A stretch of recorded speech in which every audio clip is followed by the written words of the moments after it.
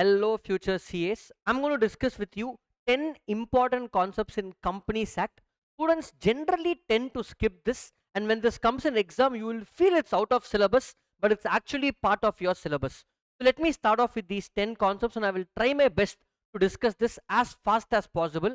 Only one small thing I expect from you guys is if you're yet to subscribe, go hit that subscribe button, guys. Now, I know you must be fully in your preparation, but I have given you expected question marathon for 8 chapters: dividend, prospectus, charges, preliminary in Companies Act, and entire other laws, all the 4 chapters and other laws: iOS, GCA, LLP, and FEMA. Each chapter I have revised for just 20 to 30 minutes. So once you are fully done with your preparation, go watch this for whichever chapter you want, because these 8 chapters are very small, tiny chapters which will account for minimum 50 to 60 marks in your main exam. Now let me start off with the concept. First concept is section 136, limits. In books of accounts, we have about 4 to 5 limits. Every attempt they will ask one limit, either internal audit or they will ask you CSR limit. Some limit will come. This time I'm going for 136 limit. What is 136? Right of members to get copies of audited financial statement. In that, there is one limit that for all listed companies, there is no limit for listed companies, but all listed companies and public companies, only for public companies whose net worth is more than 1 crore and turnover is more than 10 crores. It's an and condition, both. Generally other limits will be or. This is one of the very rare limits with and. They may circulate the notice in electronic mode. And one more limit over here: if they want to give notice of less than 21 days, 95% of members entitled to vote should give consent. This is section 136 limit. Let me go to next one. Second one is section 116, resolution passed in adjourned meeting. This is very simple, guys. Basically, when a resolution is passed and if meeting is adjourned, let's say meeting happened in October and meeting is adjourned to November. Now, which date is valid? They are saying a resolution passed at an adjourned meeting shall be treated to have passed on the date in fact when it was passed and not an earlier date. So if meeting is adjourned to November, then the resolution validity is only from November and not from October, guys. Next one, Nidhi Company. This time for your exam, I feel Nidhi Company is very important because they have not tested it for last few attempts. Nidhi Company comes in multiple other sections as small adjustments, like section 20 notice, 101 again notice for AGM, then 47, 110 rights, buyback relaxation, 127 in dividend and penalty. Nidhi Company has an exception. All these Nidhi Company exceptions, again in 5 minutes, I have separately discussed in a separate video. I will give that description, in the description that link will be given. Quickly I will have discussed all the Nidhi Company exceptions. Same way like Nidhi Company, we have something called IFSC Company, guys. In fact, even in my regular class in my life, I have never discussed IFSC Company, but it's there in the material of my material in ICA. And where all IFSC Company comes, it comes in 1, 2, 3, 4, 5, 6. In MOA, DVRs, buyback, FS, CSR, and foreign company, IFSC Company has little different adjustment that I have discussed in again in 5 minutes separate video. You can go check that because there is no amendment, guys. Next is section 121, report of AGM. In previous exam, they asked very rare question in AGM. What they asked, the AGM exempt for 1% company. Like that, we have another section. Let me discuss that with you now. Section 121, which is report of AGM, applicable only for listed companies. So far, they have never tested this in any of the past attempts. It might come. Basically, what they are saying, once a listed company finishes the AGM, once AGM is completed, what is the proof AGM got over? Once AGM is over, within the next 30 days of conclusion of AGM, we have to file a report to ROC in form MGT 15. And this report will be signed by people in company. Who are those people? Chairman, or in his inability to sign, 2 directors of the company. One shall be MD if there is any, and company secretary. These people have to sign and file to ROC. What they have to file? AGM really took place. How AGM really took place? When did the quorum come? What time meeting started? When quorum came? Proxy came? Chairman came? Basically, all the provisions of chapter we have properly followed. Minutes were there. Minutes were signed. Look at this time of the meeting. When chairman was appointed, how many members came? When quorum came? 9 o'clock meeting started. Quorum came at 9:20 itself. Confirmation of compliance of other acts, what business took place, how many people were there for each business, any other relevant points, if any adjournment took place, those things we will file report of AGM to ROC in 15 days. Important to see who's going to sign the same, guys.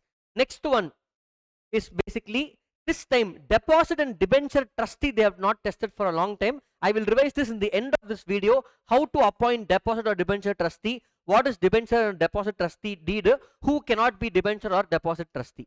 Next is section 33 and 38 in prospectus chapter. So if I go over here, what is section number 33? Very small one. It's not abridged prospectus. It's cases where abridged prospectus is not applicable. 3 points are there. One, for underwriting we don't need abridged prospectus. For rights issue not needed, and shares or debentures not issued to public or private placement, it's not required. Abridged prospectus is not required, guys. That is section 33. What is section 38, sir? 38 is punishment for personalization of acquisition of securities. If I am trying to get allotment of shares by changing my name, by giving a fictitious name, or my name itself, I'm changing the first name and last name, different combination of first name and last name, or if I'm inducing the company, the CS in the company is my friend, I'm calling and telling, hey, come on, give me allotment, I want the tickets, I want the shares. If you're inducing to allot in a fictitious name, so fictitious name, different combination of first name and the surname, and inducing company to allot for me, then the allotment is void, and all the money that you get is called disgorgement gain, and this gain will be transferred to IEPF. This is section number 38 in prospectus chapter. They have not tested this also. Next, come down. Section 85, register of charges and minutes. These are the only two things in Companies Act which have to be maintained permanently. Minutes register will be maintained permanently, and register of charges will be maintained permanently. But remember here, guys, the instrument of charge, which is creating the charge or modifying or satisfaction, that will be maintained only for 8 years. Only the register will be maintained permanently by the company, guys. Next, section 125, constitution of IEPF. In dividend chapter, the only question which is not yet tested in exam is IEPF, guys. So it may come. What is the constitution of IEPF? The chairman is the secretary of Ministry of Corporate Affairs. Minimum 6 members, maximum 7 members. That's it. What this constitution of IEPF will do, it will get audited, and the report will be sent to both the House of Parliament, and the Parliament will approve it. Audit will be done by C&AG. Next, the concept number 10 is definition of security in 2 subsection 81, which comes in prospectus chapter, guys, in whichever book you are studying, my book or whichever book. Security definition will have lot of things, equity share, security, deposit, lot of things will be there. What is important to note here for MCQ is the term security does not link only one thing, which is does not include unit linked insurance policy is not part of security. So remember for MCQ, guys. That's it. Now come back to the last one, which is deposit and debenture trustee. I have made separate notes for you guys. So quickly we'll finish. I'll be super fast like one rocket, guys. In debentures, DRR is debenture redemption reserve. In deposit, it's deposit repayment reserve. In debentures, generally the percentage for DRR reserve is 15%. In deposit, generally it is 20%. But in debentures alone, there are some exceptions for this, like listed company, all there are some exceptions. You will go through that. Debenture trustee, deposit trustee. Now next, in debentures, the deed between the debenture holders and debenture trustee and company will be made 3 months from closure of the issue. But in deposits, the deposit trustee deed will be made 7 days before offer opens. Look at the difference. In deposits, 7 days before. In debentures, 3 months from closure, guys. Then come back. In deposit, it's always mandatory to have a deed and have a deposit trustee. But in debentures, it's mandatory in some cases only. What are those cases? If company is issuing prospectus, then mandatory. Any public issue, then it's mandatory. If debentures are given to offer for people more than 500 debenture holders, then it's mandatory. If I'm giving debenture issue for only 20 debenture holders, not required for appointing a debenture trustee, guys. Next, resolutions. We don't have any resolutions in deposit, but in debentures resolutions, if 3/4 in value of debentures agree, 2 things can happen.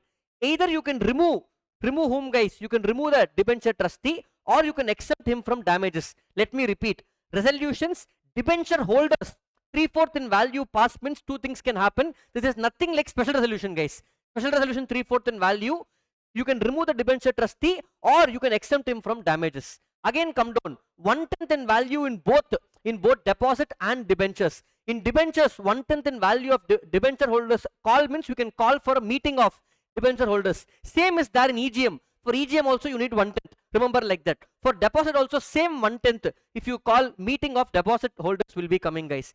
Casual vacancy. In deposit, casual vacancy will be filled by the board itself. But in debentures, casual vacancy will be filled in other cases by board itself will fill.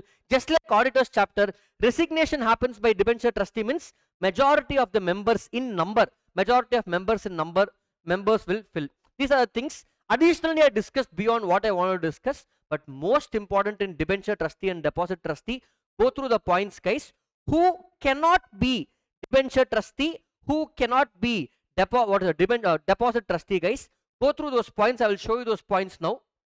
So let me show it to you, guys. So these are the points where who cannot be a deposit trustee. Basically, people who have some kind of relationship with the company. You will go through all these points, take a screenshot and read. I will tell you a hack also, how to escape, how to read this quickly. And same way, who cannot be a debenture trustee also. These are the points, guys. Go pause and read these points by yourself. Again, people who are having close relationship with the company, like shareholder or relative, all those things. In this, sir, no, there are two set of points. How do I read? That's where I am coming in, guys. Only 2 points are different. All the points for both are same. The 2 percentage point and relative point only is different. What is the 2 percentage point and relative point? If I go to the debenture trustee, in debenture trustee, we have one 2 percentage point and one relative point. Only these two are not there in the deposit trustee. Rest everything else is same. So like this, if you do a comparative learning, it becomes easy for you. That's about it. So these are the 10 concepts which I feel are some concepts which are generally students skip thinking it's out of syllabus, but actually it's part of your syllabus, guys. So I know it, I told you 5 marks in 5 minutes, but it took us almost 12 to 13 minutes. And now you spend another 10 to 15 minutes going through these concepts, especially mainly who is not deposit trustee and debenture trustee. And that's it, guys. Come, let me know in the comments after one of this comes in the exam. You have to tell me, guys. Thank you. All the very best.